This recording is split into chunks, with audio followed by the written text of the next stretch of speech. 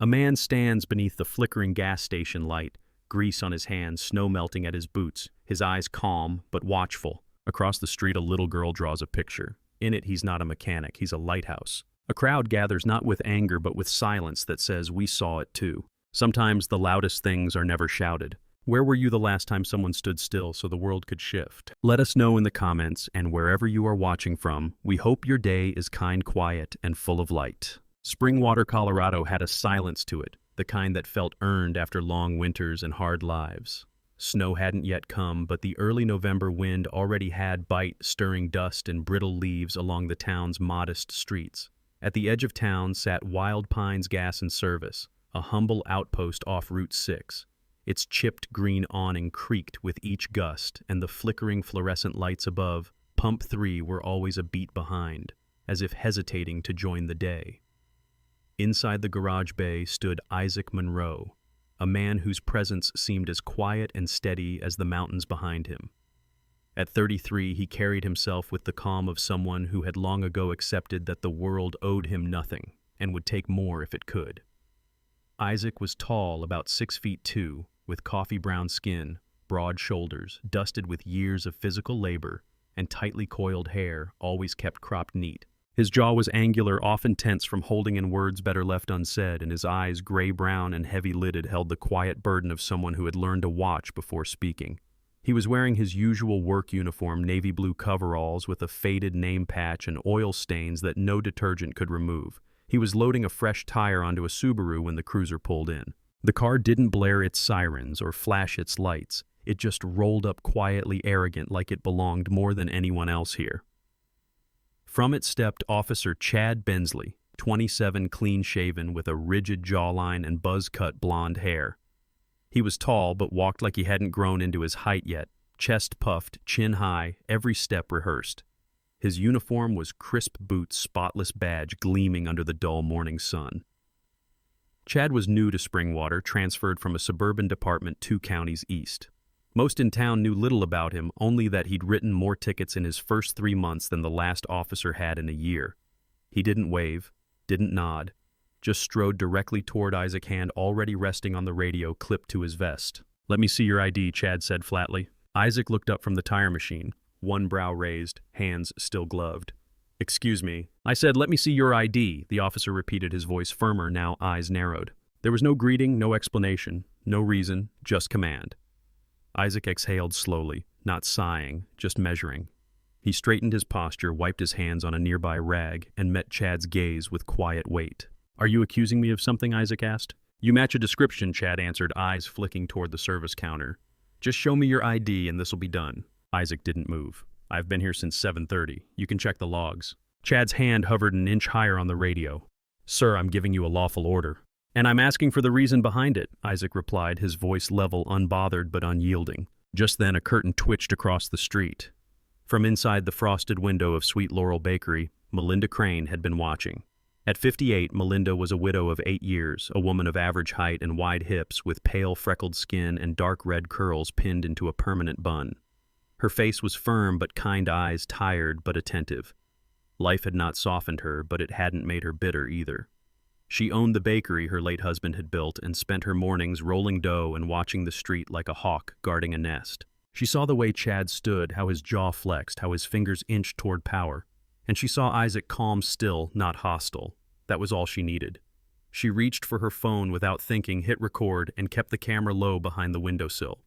The smell of cinnamon rolls drifted from her oven, but her focus had shifted entirely. Outside, the air had thickened. Chad stepped a half-foot closer. "Don't make this harder." Isaac didn't step back. "I'm not. I'm just doing my job. Are you?" Behind the garage counter, 16-year-old Evan was peeking out, his mop of curly red hair barely visible.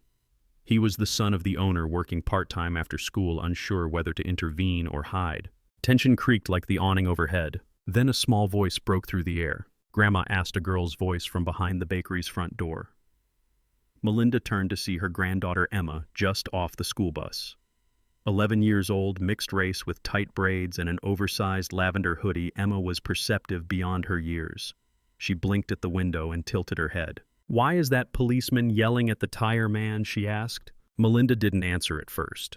Then softly, almost to herself, she said, Sometimes people don't need to yell to say something wrong.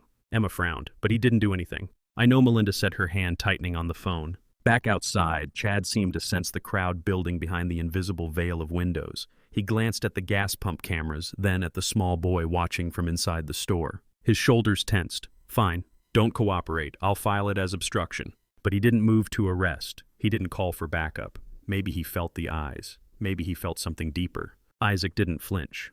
Do what you feel is right, he said, turning back toward the tire machine. Chad stood frozen, caught between pride and scrutiny. And then he left. The cruiser pulled away, tires crunching gravel. Inside the bakery, Melinda stopped recording. Emma stared out at Isaac, her small voice barely above a whisper. He didn't yell, but everyone heard him. Melinda nodded. That's the kind of loud we should be. Isaac didn't look toward the bakery. He didn't need to. He just picked up the tire iron again, the rhythm of work slowly returning, though something in the air had changed. The silence in Springwater had cracked. The sun dipped lower over Springwater, casting long amber streaks across the pavement and softening the brittle edges of the day. Inside Wild Pines Gas and Service, the rhythm of work returned with a subtle weight. Isaac Monroe didn't speak of what happened. He didn't have to. It hung in the air like the scent of grease and pine, the kind of silence that people respected even if they didn't fully understand it. By 5:20 p.m., a few regulars filtered in. Ms. Trudy from the flower shop stopped to check her tire pressure. Old Mr. Callahan leaned on the counter while Isaac rang up a bottle of motor oil. But beneath their usual greetings, how's the wrist, or still cold out there, was something unspoken. Eyes lingered a little longer. Smiles came slower, sadder. Behind the counter, Evan, the 16-year-old part-timer, fidgeted with a candy display. His pale cheeks were flushed freckles blooming like embarrassment. Finally, he glanced toward Isaac. Hey, he said, voice hesitant. That guy earlier, the cop. That was messed up. Isaac didn't pause his work, just nodded once. Yeah. Evan shifted. I didn't know what to do. I saw it all, but I just stood there. Isaac finally looked at him, his eyes steady. You were watching. That's more than most. Across the street, Sweet Laurel Bakery had its usual afternoon lull. Inside, Melinda Crane sat at the small wooden table near the window, eyes locked on her phone. She'd uploaded the video less than 2 hours ago to the Springwater Community Watch group. No hashtags, no dramatic caption. Just, this happened today across from my shop. It had already garnered over 300 reactions. The comments ranged from disbelief to disgust. I've seen that guy. He's always polite. No excuse for that kind of behavior, badge or not. Why didn't someone say something? Melinda sipped her tea. She didn't like drama, didn't like politics, but she liked justice, and what she saw today had left something gnawing at her. Emma sat on the floor near the bakery counter, crayons scattered around her and a sheet of poster board resting across her knees. Her brow furrowed in concentration as she drew Isaac standing tall beneath a gas station awning, the American flag behind him, and big bold letters across the top, "Kindness is strong." Melinda smiled faintly at the image. Why that title, sweetheart? She asked. Emma looked up serious. Because everyone keeps talking about being loud. But Mr. Isaac wasn't loud. He was kind. Just then the bakery's bell rang and in walked someone Melinda hadn't seen in years. Walter Griggs. Tall and slightly hunched with age, the retired attorney had a way of entering a room like it was a courtroom, measured but aware. Evening, Melinda, he said, tapping the counter with his cane. Walter, you saw the video, she asked. He nodded. That man's lucky he didn't escalate it further. I've seen careers end for less. She gestured to Emma. She's the reason I posted it. Kids ask questions you can't ignore. Walter's eyes crinkled. They also remind us why we should answer them. By 7 p.m., the post had been reshared 20 times. Someone uploaded it to TikTok. A college student named Jared, who had graduated from Springwater High, stitched the clip with commentary about Fourth Amendment rights and racial profiling. His video had a different tone, sharper, educated, angry.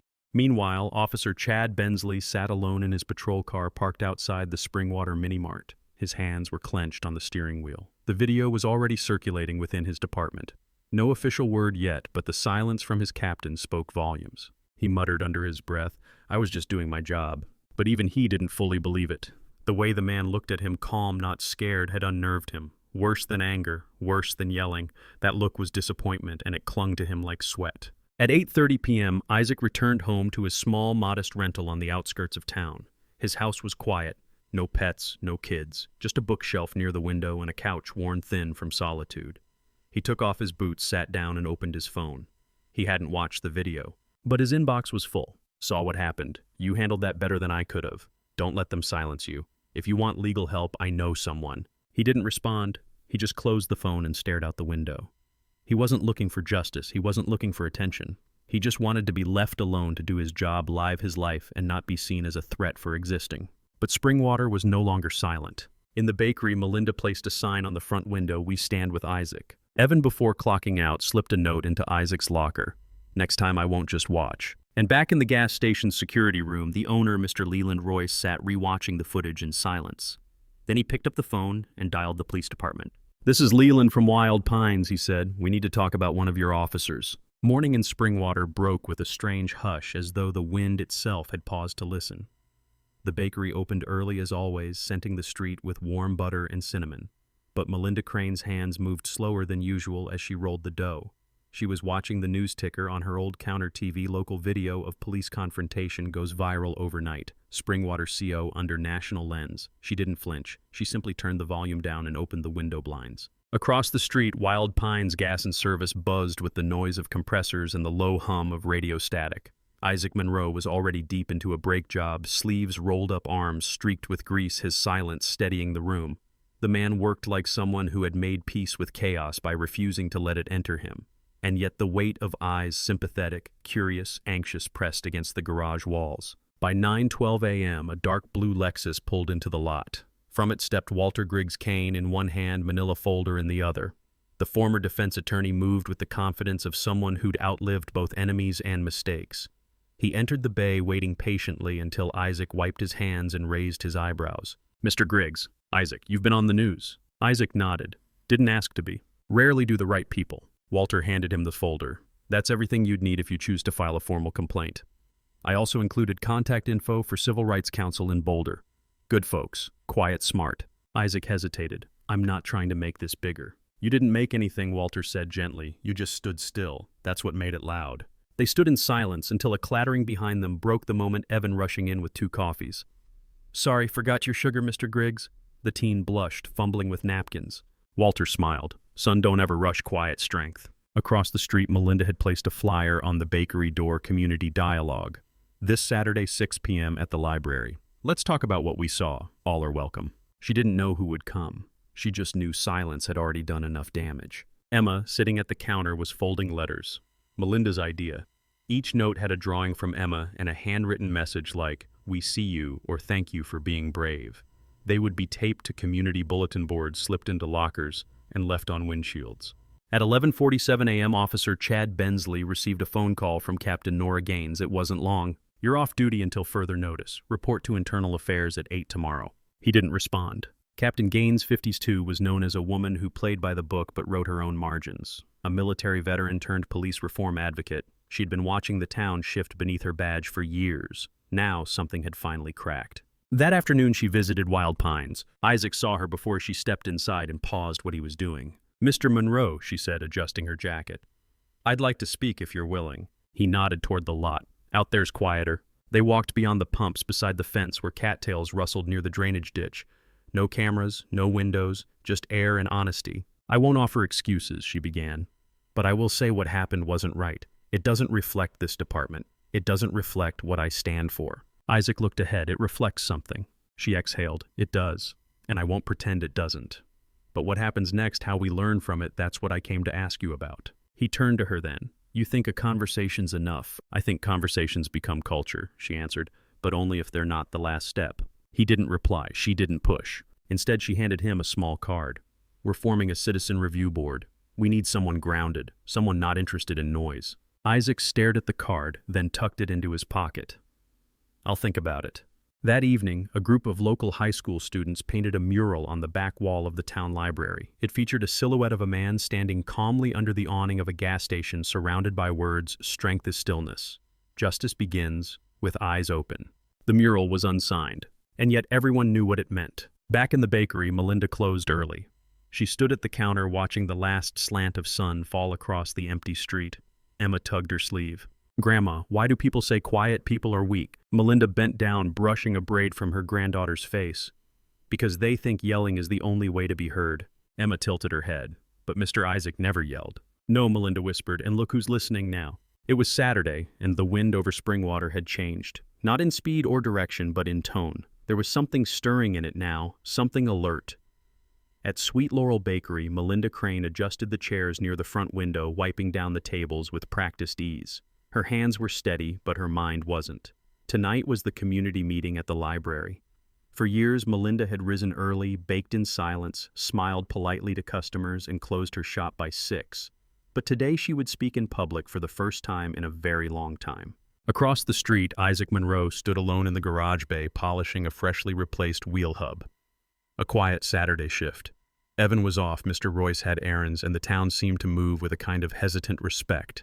Not pity, not discomfort, just space. Like everyone had silently agreed to give him room to breathe.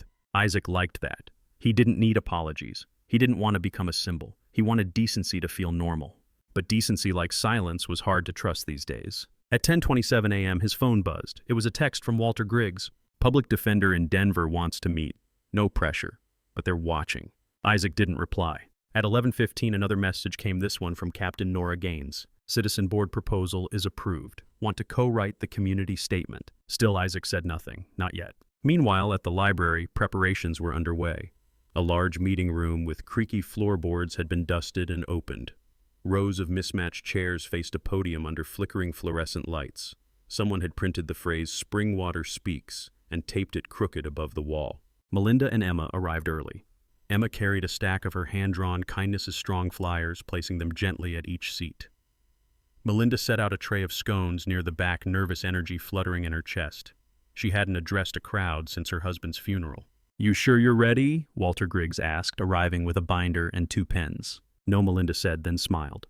"But I'm not doing it for me." Elsewhere in town, in the break room at Wild Pines, Isaac sat with a cup of stale coffee. Mr. Royce had stepped in just to refill some paperwork and now sat across from him. "You've had a hell of a week," Mr. Royce said. Isaac nodded. "You going to the meeting tonight?" Isaac looked at the steam rising from his cup.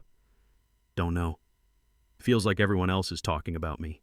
Not sure I want to hear it in person." Royce scratched his jaw. "You ever listen to your tires after you rotate them?" Isaac blinked. "What?" "You don't rotate for sound," Royce said. "You do it so they wear evenly. But sometimes the sound changes anyway. The weight shifts. That's how I think about meetings like this. Ain't about noise, it's about balance." At 5:48 p.m., Melinda stood outside the library entrance, welcoming townsfolk as they filed in, some hesitant, some expectant. The baker, the florist, a high school teacher, a sanitation driver, and even Trudy, who hadn't left her house since 2019. By 6:03 p.m., over 60 people were seated. Isaac arrived at 6:07. He didn't enter right away. He stood at the edge of the doorway, unseen, watching. He could hear Emma's voice at the front. "I drew these because Mr. Isaac reminded me that quiet people can be strong.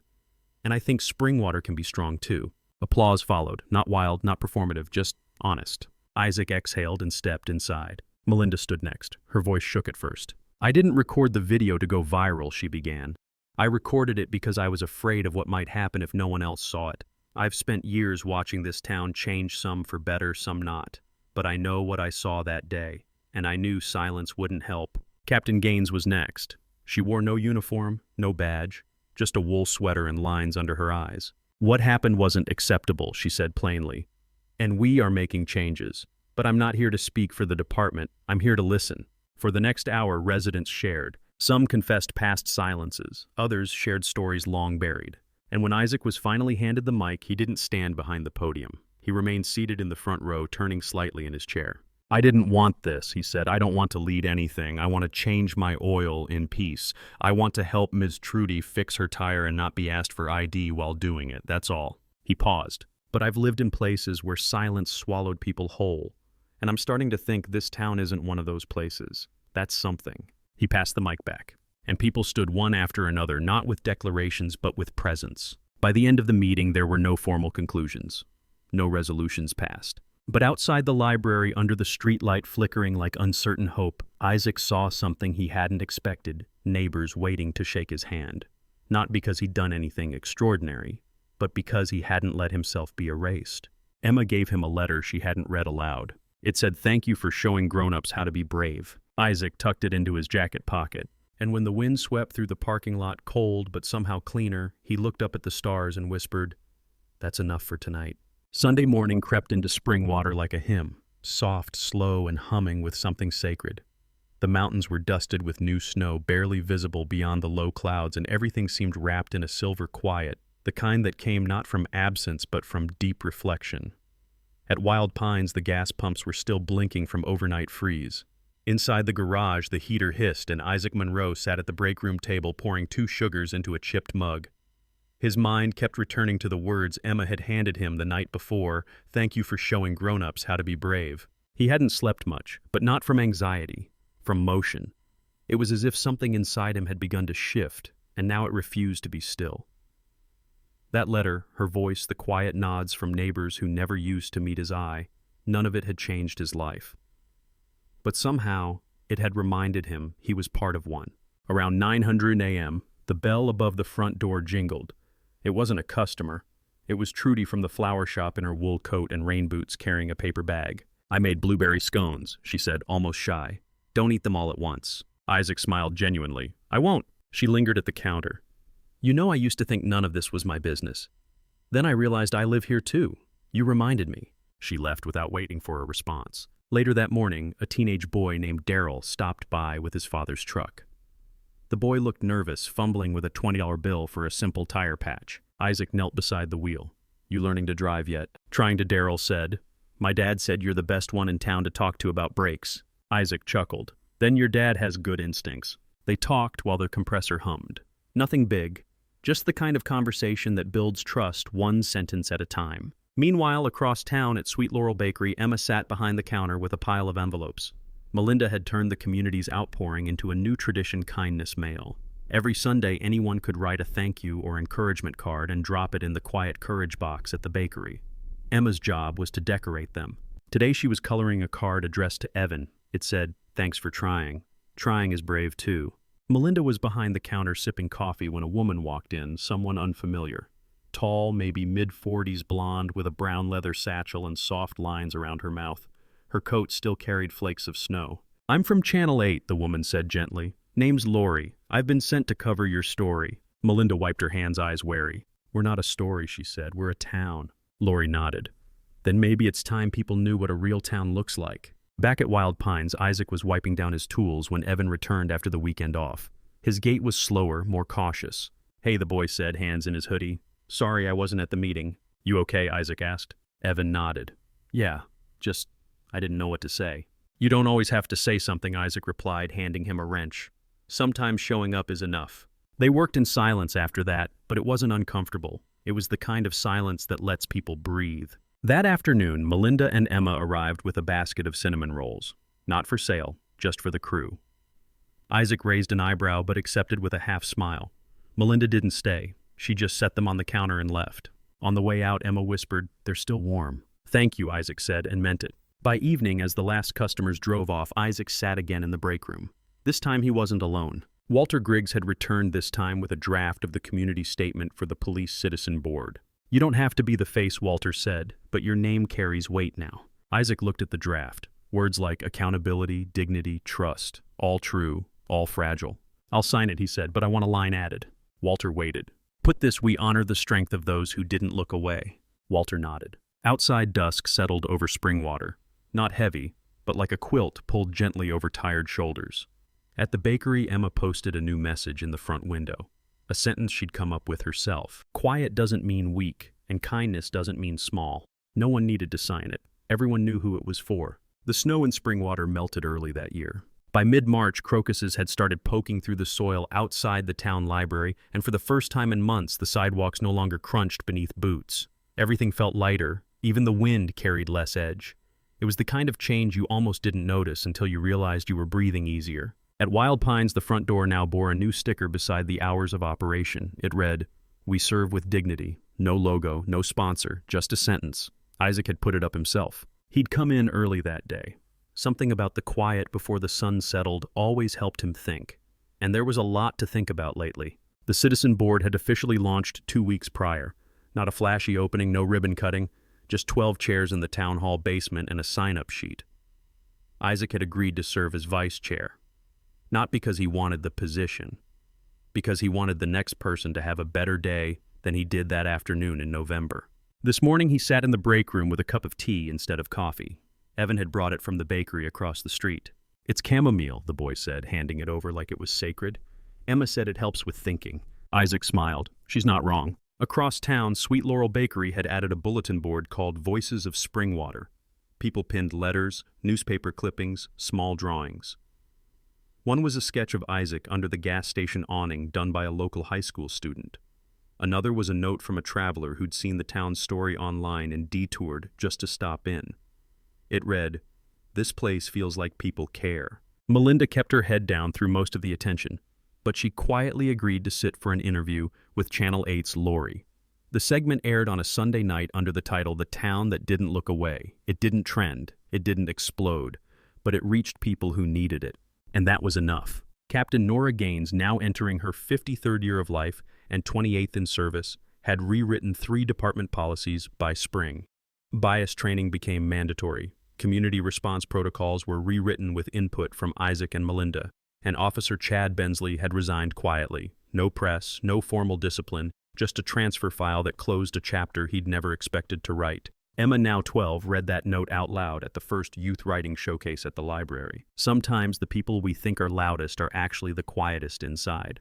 And sometimes the quietest people are the ones who teach us the most. She got a standing ovation. At the end of April, Walter Griggs hosted a town panel on restorative justice. He invited Isaac to speak, but Isaac declined. Instead, he sat in the second row. Halfway through, Walter pointed to him and said, "You know, some people fix engines, others fix silence." That night, as dusk pulled a curtain across the Rockies, Isaac stood outside Wild Pines watching the stars emerge.